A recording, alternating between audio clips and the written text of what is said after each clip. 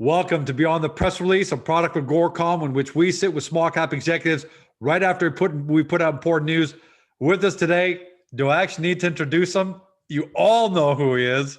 Steve McAuley, CEO Empower Clinics, CBDT on the CSE, EPWCF in the US, and 8EC for our friends in Europe. I don't know, how many of you are going to be new to the story? There's probably going to be a lot of you, because the company just keeps rising and rising in the markets. The volumes are great.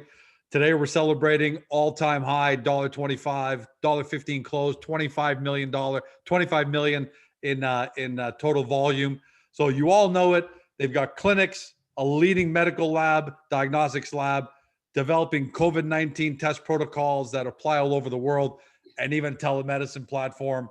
Steve, welcome back. Congratulations, buddy. Hey, George, thank you. It's always a pleasure to get to chat with you about things and our progress. So thank you very much. So before we talk, look, usually this is called Beyond the Press Release because there's one big press release. All right. But we've got to talk about Rexall Partnership, securing the MDL license in Canada, and the little old thing about surpassing 1,000 COVID tests for the first time at KaiSaliva and going from double to tripling the lab in anticipation of growth. But before we get to that, okay, how are you feeling? How should the shareholders be feeling today? Because today is a fantastic day.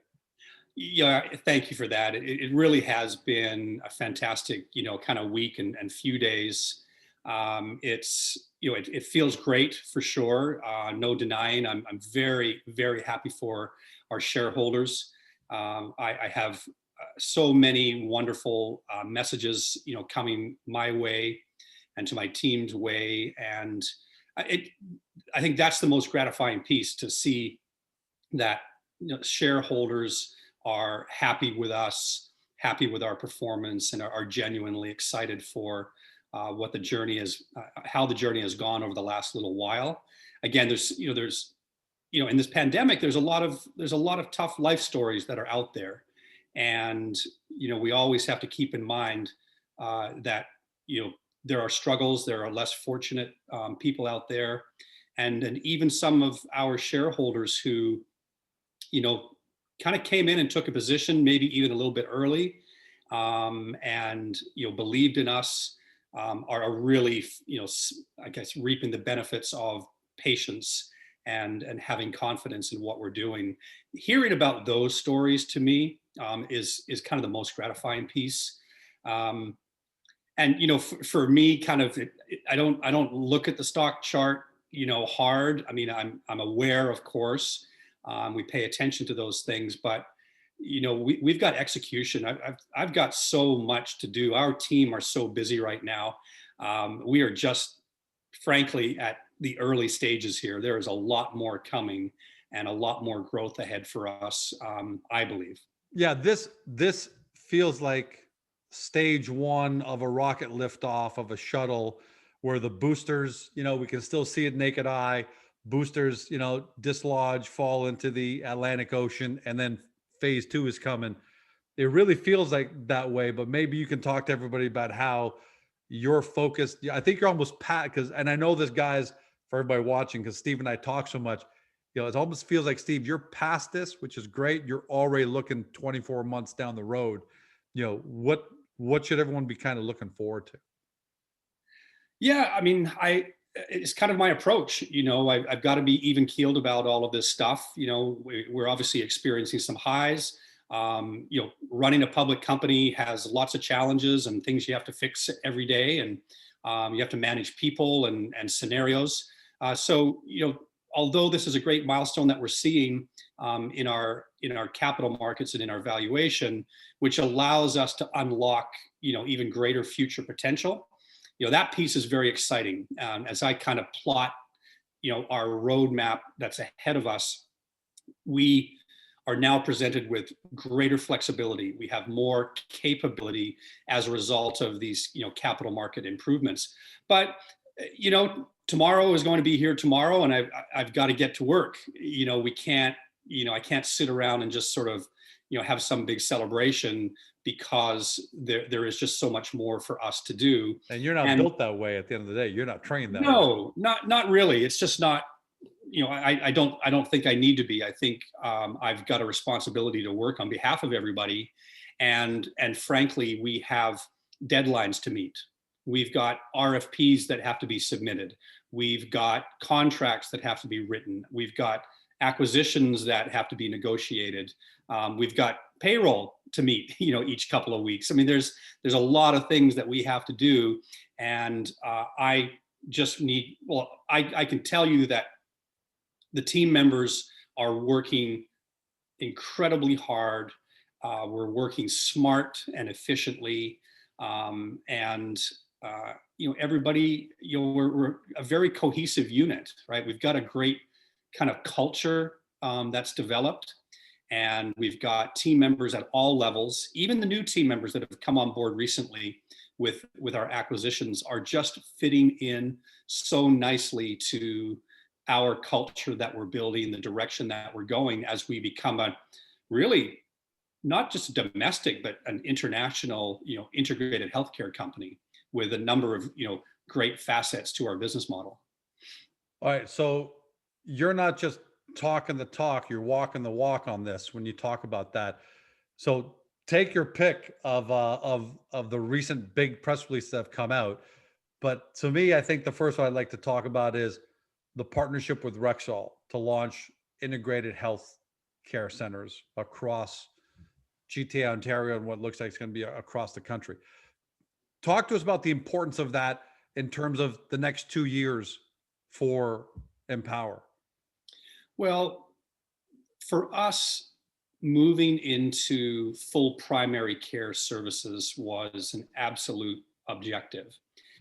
Getting Canadian clinic acquisition put behind us in December coming into 2021 was imperative for me.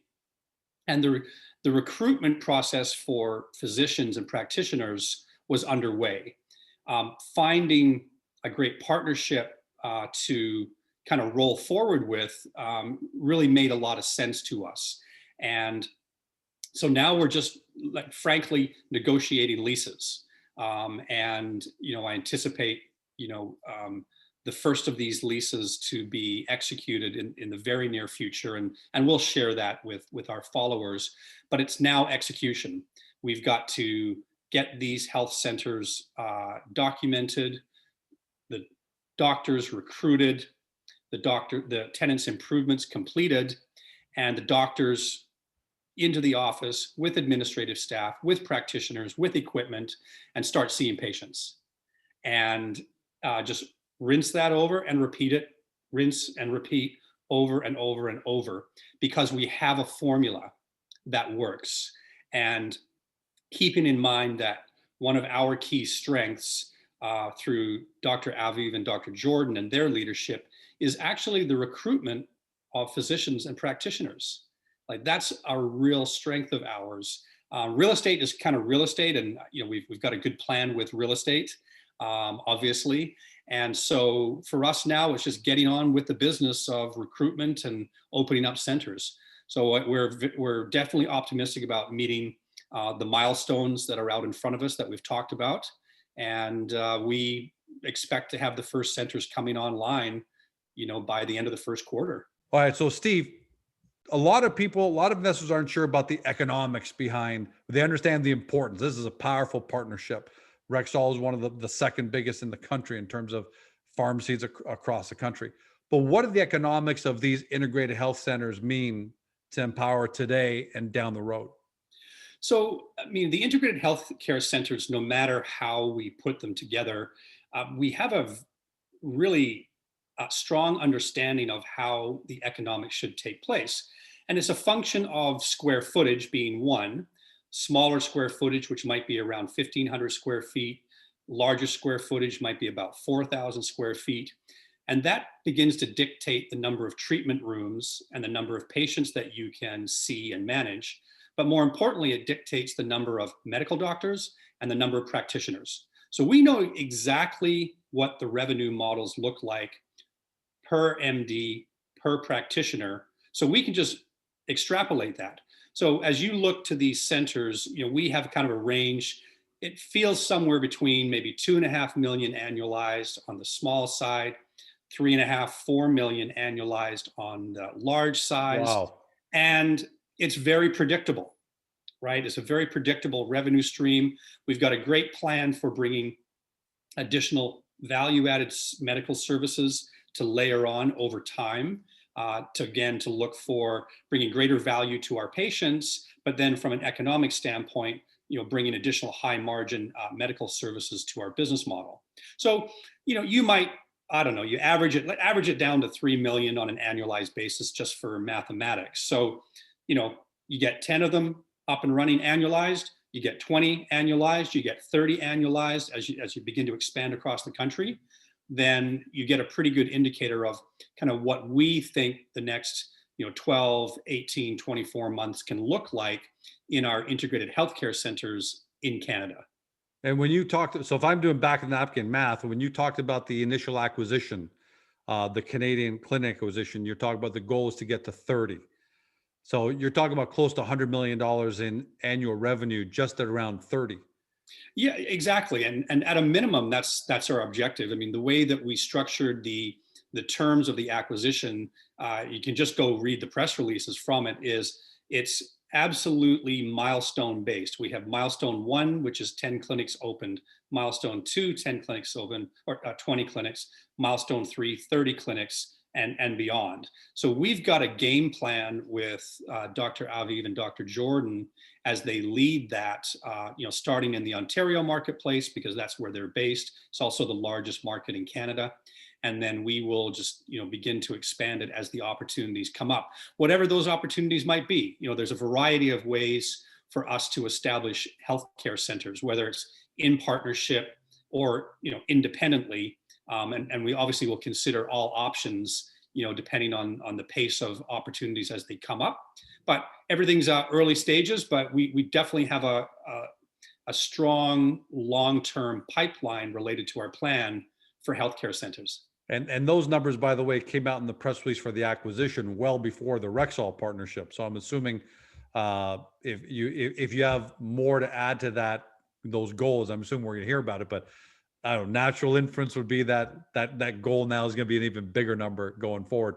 What does it say about the quality of your clinic strategy that you created this partnership with Rexall? How much more confidence should that give everybody at home saying, hey, we told you we know what we're doing, but now we got third-party validation of one of the biggest companies in Canada who believes the same thing?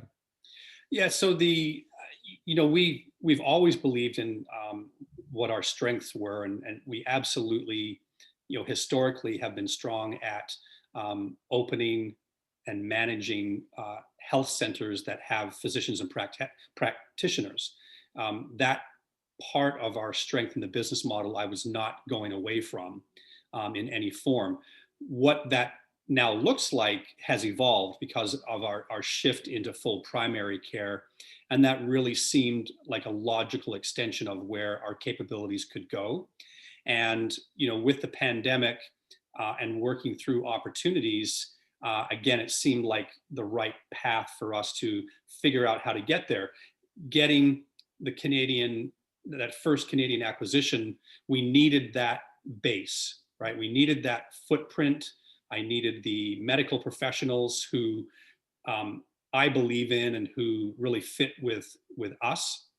And we have that in our 2 gentlemen now, and they're doing a great job in identifying opportunities with our partners, identifying the locations, whether they're independent or in partnership, because both scenarios are in play.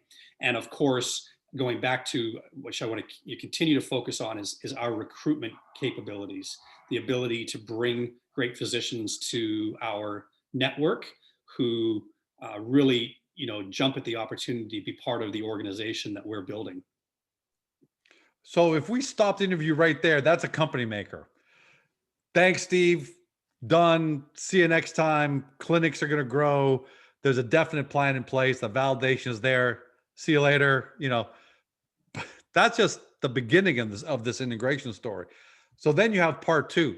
I love the news the other day. that Kai Medical Lab in Dallas. By the way, I want to talk about that because we know that Texas had a storm. Surpassed for its first time ever 1,000 COVID-19 tests in a single day. Yeah. And in fact, that milestone was so important that you upgraded you revised the expansion from a 2x expansion that I don't know, about 30, 40 days ago. Yeah. To now tripling the size of Kai Medical Lab. What's going on over there? How big is that business? How big is that part of the business going to be? Not just today, but clearly you're on a great path for big growth. It's super intriguing. It has. I've said it before, but we closed the acquisition on October 6th, and we had a lot of work to do, frankly. But we had a great team, a great group of scientists, great leadership with Yoshi Tyler remaining on as president. And we also have state-of-the-art laboratory equipment. There's $1.5 million US in lab equipment there. And so there's a lot of foundation for success. The other thing that we discovered through due diligence was kind of a little, secret almost, is that they had really great R&D capability. We just needed to help them unlock those capabilities with working capital, some structure, people, the support necessary. And we were pleasantly surprised at how fast the integration took place and how fast they were actually able to ramp up volume. Sure. And so October, was a record. November, they doubled October. December, they tripled October. And it just keeps on going. And we've had a tremendous January, and February is just going great. Now, getting these additional volumes. So, the demand is out there. So there's more demand than we can ultimately fulfill, but we have capacity to take on more demand. And so we're seeking it actively. But in preparation for a more efficient operation, I'm very concerned about their processes, how you manage 1,000 specimens coming into your facility in a day, just the logistics alone. And so we're helping reorganize the operational workflows, making sure that we're separating science from logistics, science from admin, and not having them kind of on top of each other.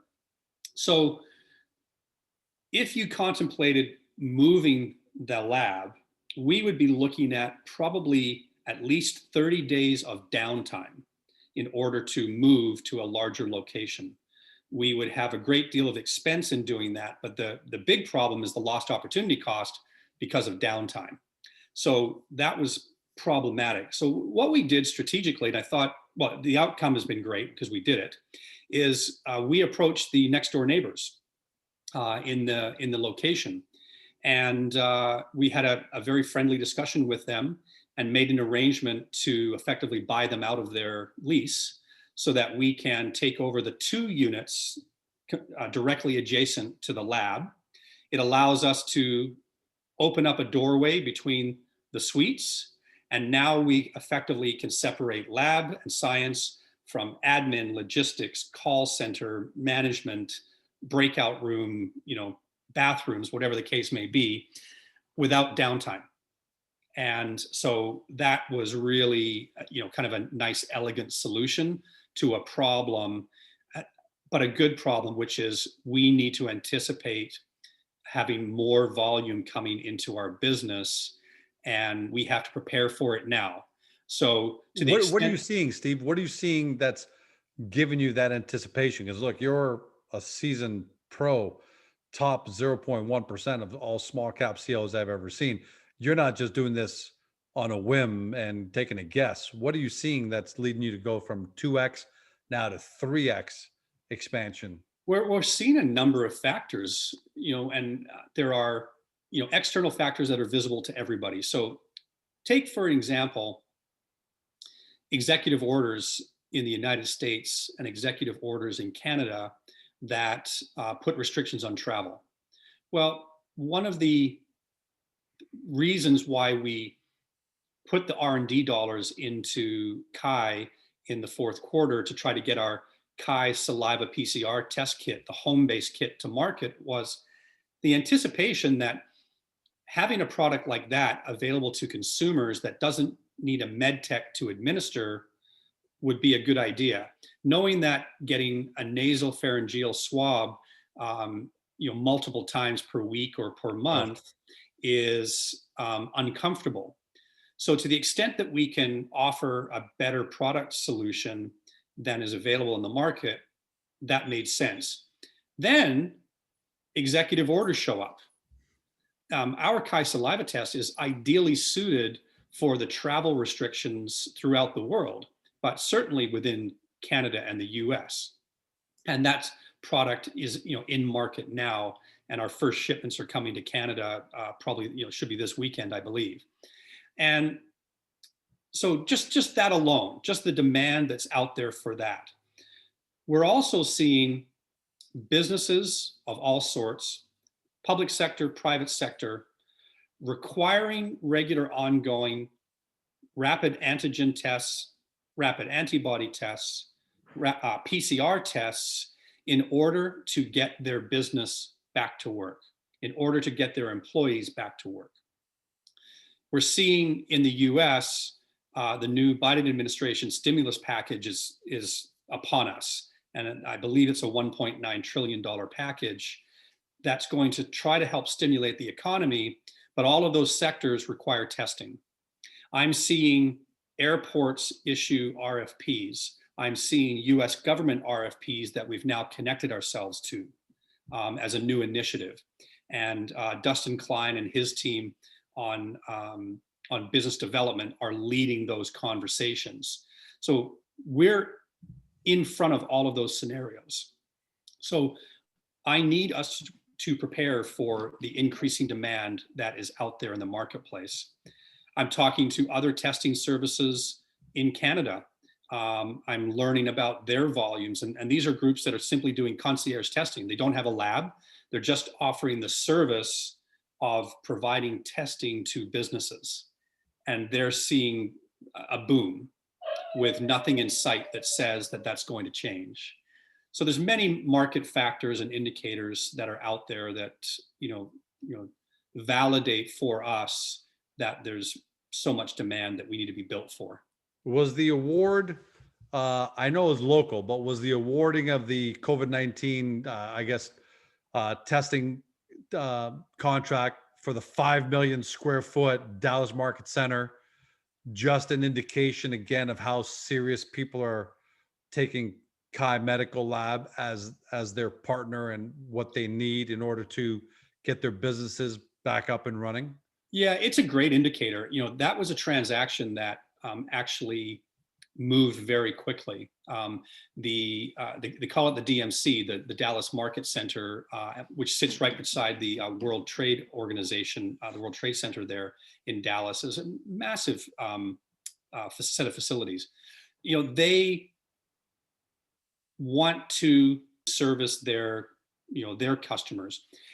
They've realized that the only way that they can do that is they have to make available testing, because they have travelers that come in from other countries, other states, and those travelers won't come in if they can't get a negative COVID test to go back home. So they were progressive in knowing that they had to find a solution. They found us, we quickly worked it up. We're 2.5 miles from their location. So it was a really effective program, and we were able to pull it together in the matter of 48 hours and deployed our people on a Saturday morning for their first convention that showed up on that Saturday through Tuesday. And we've since completed our full contract with them for the services on an exclusive basis. So it is an example of the demand, but also the capability of our business units to be able to serve the needs of not only in this case, DMC, but their users and their partners. So Steve, now if we had to end the interview there, we'd say, all right, that's a company maker. because we've all done the back of the napkin math of what Kai Lab is capable of generating, and you're tripling capacity. So that alone is a company maker. The clinics are a company maker. You got both. Now let's add on to the fact that KaiSaliva, we know, already got off to a fast start in the US with the first 5,000 units sold and the second 25,000 units ordered, because you guys knew you're going to be able to get those out the door as well. But you also supplied your MDL, your medical device establishment license, to sell KaiSaliva in Canada. Yes. And you did it with a pretty high profile partner. So what's going on there with KaiSaliva in Canada? Yeah, so we previously, and I feel like it was 6 weeks ago now, we did our direct application for the medical device establishment license. We have to be licensed by Health Canada to import, distribute, and sell medical devices. So the COVID-19 test specimen collection component of the overall kit is considered a Schedule 1 medical device. It's essentially a plastic specimen collection tube with a couple other aspects to it. But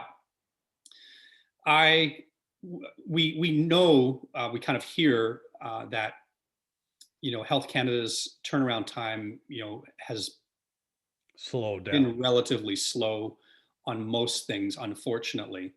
And although we're working directly with them, and we had a consultant who's helping us as well, Health Canada was not prepared to provide any level of certainty of when we would get a response. And that really concerned me. It concerned me because of lost opportunity cost. It concerned me because this product needs to be helping travelers in Canada, or anyone for that matter, who wants to go to a home-based self-administered collection test. So we started working very closely with Sheila Copps and her team at Metapro Canada. They had already created an MDL status almost a year ago, and it was kind of a natural fit. We work daily with the Metapro team on numerous opportunities, really frankly, throughout the world. And so not just unique to Canada, because Metapro is Canadian and the MDL was Canada, but you're working on international opportunities for KaiSaliva. Well, with Metapro as well, and others. But we've got a really nice working relationship going with Metapro now, and but specifically for the Canadian market, this was a really kind of nice, logical structure to put in place, where we leverage something that they already have.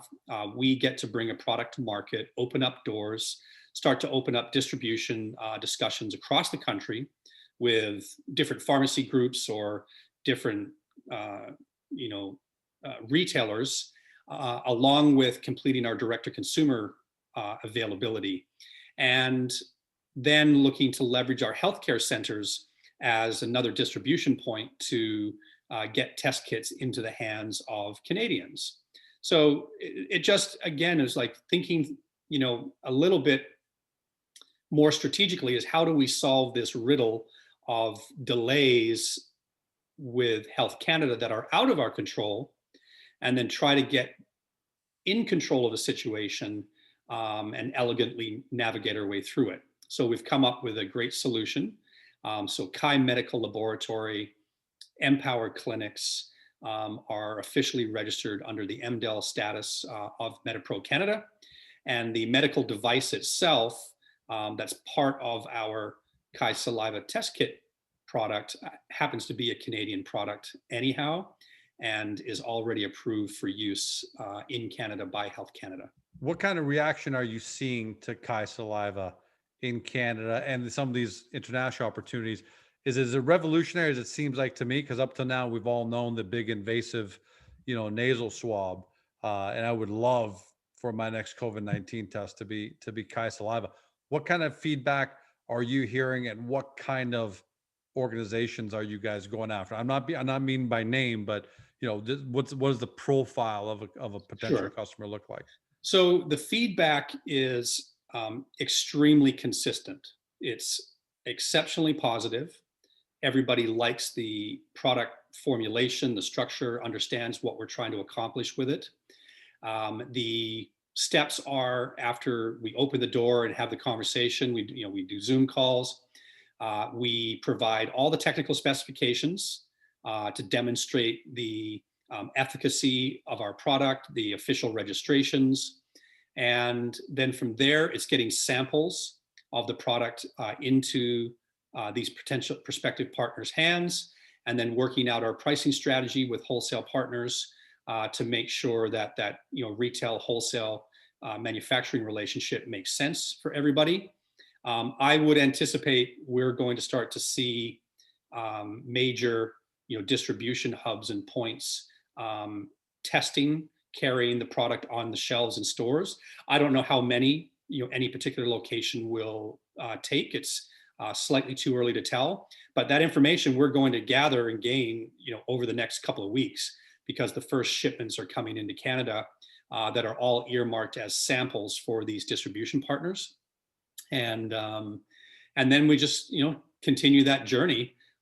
We've got more inventory that's being produced as we speak every single day at our fulfillment center. So that's all with a new brand, and the brand is a very nice looking, elegant consumer brand called Kai Care, and it will go onto our kaitest.com website as the first at-home testing product. But when I say at first, I mean that. I expect this direct-to-consumer platform to not only offer COVID-19 tests to consumers wherever they may be, but it's also a platform that should offer any and all forms of home-based test products, whether it's men's health, women's health, toxicology screening, whatever is appropriate. But I see the platform, as it gets traction, to be a destination for multiple testing protocols in the future. I'm glad you brought that up, because I was going to say devil's advocate, because I like to challenge you on some of these things sometime, which is, what do you say to investors that think, okay, maybe this is just a COVID-19 story here? And vaccinations are now, they're not the panacea that anybody thought they would be, but still, you got some people saying, well, vaccinations might put an end to these two components of the business. What do you say to that? Yeah, I am getting inquiries like that, or maybe we'll call them observations. And I want everybody to understand that we have a diversified integrated healthcare business model. We know what our lane is, and we explained earlier about the long-term strategy of building infrastructure through health centers that bring scale for the future, but also stability in that type of delivery of care and delivery of healthcare to consumers and patients. The COVID-19 aspects are going to be with us for a long time. There are no indicators to say that testing requirements are going to slow down. In fact, the indicators are that they are going to continue to increase. We see litigation coming to bear in the United States, particularly more so than we see in Canada, but Canadians need to be aware of it. We see litigators on behalf of employees forming class action suit against employers under the premise that the employer may or may not have demonstrated enough health and safety on behalf of the employees as a result of the pandemic. So therefore, we see COVID-19 testing switching from a health and safety matter to a risk and legal matter, where the corporations have to demonstrate that they're doing all they can in their power to mitigate risk on behalf of employees. Well, that means testing, irrespective of vaccine or no vaccine. There's no evidence to suggest right now that the current vaccines are going to last any longer than 6 months. And then we have this really difficult component that is showing up, and that is the variants and the impact on the variants, the severity and the pervasiveness of the variants, and the impact that's going to have. So we have to detect those through testing. And I can tell you, we've already validated through our lab, through our molecular scientists, that our PCR tests do detect the presence of the new UK variant and the South African Wow. variant. Okay. That's And big. it's an important aspect that I want to talk more about because it's frankly a scary consideration going forward, which is appearing to indicate that new waves may hit our, our citizens as a result of these pervasive variants, and we must keep testing going. Uh, you know, this concept of reaching herd immunity is quite a misnomer. And as an example, we can barely hit 20% of Canadians get their flu shot each year. Now, the vaccine is a different story, but there will be many Canadians, many people around the world who will choose not to get vaccinated at this point in time. Many will, of course, and obviously the most challenged groups will choose that path, but it's not a quick fix, if any. And so it reminds us that investing in our healthcare infrastructure, in our labor infrastructure to be able to run concierge testing on behalf of businesses or film and television productions or cruise lines or airports is going to be a stable growth business model for an extended period of time. But it's not everything in our business model. And now investors should start to see the really grand picture unfold here, because you've got these three separate elements, but they are intertwined at the end of the day. Now, I'm not talking about Rexall. I want to make sure people, I'm not saying that Rexall is going to carry KaiSaliva on their shelves. I have no idea. No. It sounds like you can have distribution partners, announcements, things like that. So we'll wait for those kind of things. But I would venture to say that if you got these clinics as standalones, even the ones that are integrated with Rexall, would it be fair to say that you'll start your own testing within clinics? We definitely have the capability of doing that. So, right? In Canada, you require a medical doctor to requisition a COVID-19 test. Some of the tests, whether it's a standard, nasal PCR or a rapid antibody or a rapid antigen, require a medical technician of some sort. That could be a phlebotomist or a nurse or a practitioner or the doctor to actually administer the test. Our KaiSaliva test obviously is different. That can be done at home, at your place of business, self-administered. But there's a market for all of that. And whether that's managed by public health, managed through the private sector, all of it's going to be around us and surrounded by us. We are just playing our role. We're positioning the utilization of our assets and our capability to play an important, strong role in the markets that we serve. So, Steve, last question, if you look at the jump the company's made in magnitudes from January 2020 to here we are, February 2021, do you foresee another jump of the same magnitude 12 months from now, given the fact that you got all three, and there's more, but we can't, we'll leave it at that. Just these three big parts of the company all seem to be hitting their stride. Yeah. Do you see that magnitude jump again 12 months from now? It's a good description to say that the segments are all hitting their stride. They really are. I think that the path in front of us seems to demonstrate that we have a lot more growth coming. The combination of executing and delivering on revenue growth quarter over quarter over quarter and so forth, combined with capital market expansion. We certainly have comps out there that demonstrate there's a lot more valuation path ahead for us, but it requires execution. We have to get things done. And so, we can't sit on our laurels and look at, one day in the market and say, that's it, we've done it. We're going to leave it there. I'm just not wired that way. Like we have too much greatness to bring to bear on behalf of shareholders, on behalf of citizens in the markets that we serve. And our pandemic has proven that the delivery of healthcare can change, it can evolve.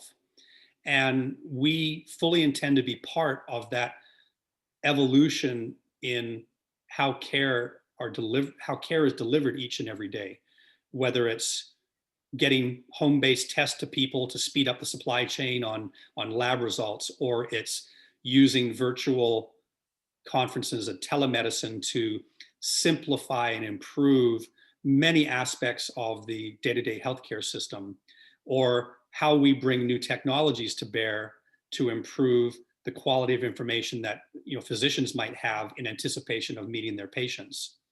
So we intend to be part of that.